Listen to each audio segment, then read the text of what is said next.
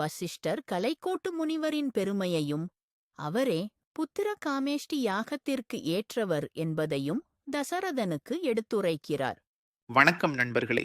வசிஷ்ட மகரிஷி தசரத சக்கரவர்த்தி கிட்ட அந்த புத்திரகாமேஷ்டி யாகத்தை நடத்த ஒரு சிறந்த முனிவர் வேணும்னு சொன்னார். போன பாட்டுல அந்த முனிவர் கலைக்கோட்டு முனிவர்னு சொன்னார். இப்போ வசிஷ்டர் அந்த முனிவரை பத்தி இன்னும் கொஞ்சம் விளக்கமா ஆழமா சொல்றாரு. கேளுங்க. பாந்தளின் மகுடக்கோடி பறித்த பாராதனில் வைகும் மாந்தர்கள் விலங்கு என்று உண்ணும் மனத்தன் மாதவத்தன் எண்ணின் பூன் தவிசு உகந்து உளோனும் புராரியும் புகழ்தற்கு ஒத்த சாந்தனால் வேள்வி முற்றின் தனையர்கள் உளராம் என்றான். வசிஷ்டர் தசரத மன்னன் கிட்ட சொல்றாரு, மன்னா, பாந்தளின் மகுட கோடி பறித்த பாரதனில் வைகும். பாந்தள்னா பாம்புக்குரிய பெயர்.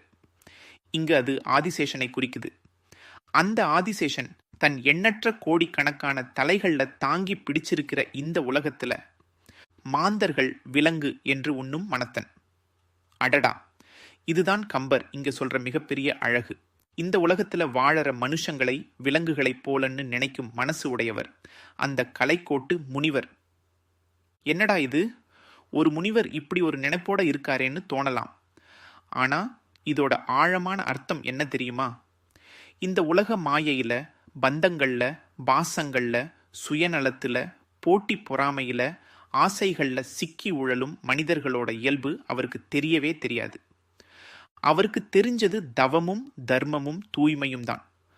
காலகாலமா உலகத்துல இருந்து விலகி காடுகள்ல, மலைகள்ல, தனிமையில தவம் செஞ்சுக்கிட்டே இருக்கிறதால இந்த உலகியல் வாழ்க்கை அவருக்கு புரியவே இல்லை. அதனாலதான் மனிதர்களின் இயல்புகளை அவர் புரிஞ்சுக்காததால அவங்க ஒரு விலங்கு போல கட்டுப்பாடில்லாம மனம் போன போக்கில வாழ்றதா அவர் நினைக்கிறாரு. இது அவர் அறியாமை இல்லை, அவரோட அதீத தூய்மையையும் உலகத்திலிருந்து அவர் எவ்வளவு விலகி இருக்கார் என்பதையும் காட்டுது. மாதவத்தன், அதோட அவர் மாபெரும் தவம் செஞ்சவர். அவருடைய தவ வலிமை ரொம்ப பெருசு. எண்ணின் பூன் தவிசு உகந்து உளோனும் புராரியும் புகழ்தற்கு ஒத்த சாந்தனால் சொல்லப்போனா தாமரை மலர்ல அமர்ந்து படைப்பு தொழிலை செய்யற பிரம்மா. ஆமா, நான்முகக் கடவுள். புராரி அப்படின்னா திரிபுரங்களை அழிச்ச ஈஸ்வரன்.